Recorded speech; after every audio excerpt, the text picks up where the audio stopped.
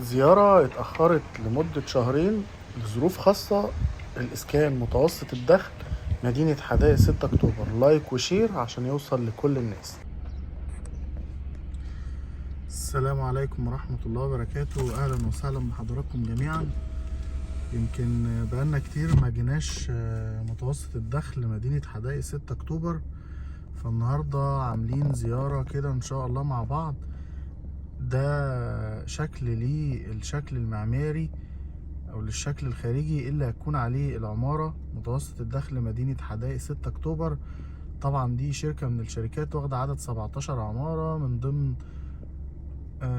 مشروع سكن لكل المصريين، وده نموذج ب 120 متر ضمن المنطقة 151 عمارة بمنطقة الداون تاون. يبقى عدد العماير اللي موجودة هنا في المشروع ده 151 عمارة، وده الشكل الخارجي للمشروع.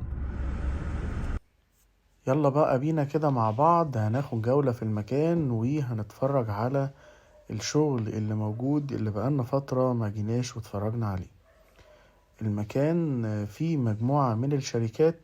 طبعا المكان متقسم الى كل شركة واخدة عدد من العماير 7 أو 8 أو 10 أو 15 عمارة على حسب المناقصة اللي راست عليها.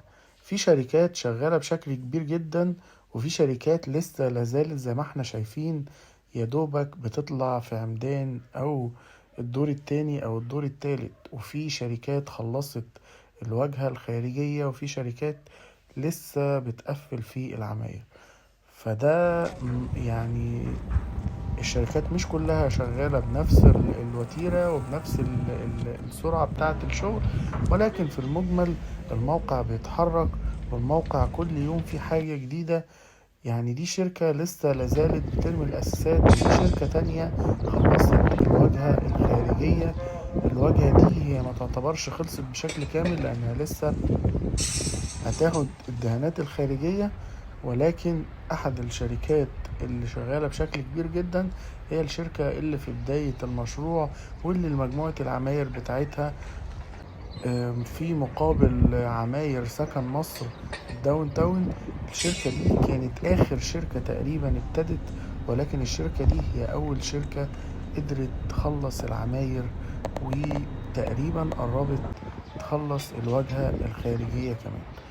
عملنا زيارة لشكل الشقق من جوه وللتقسيمة من جوه بعد الشغل فيها.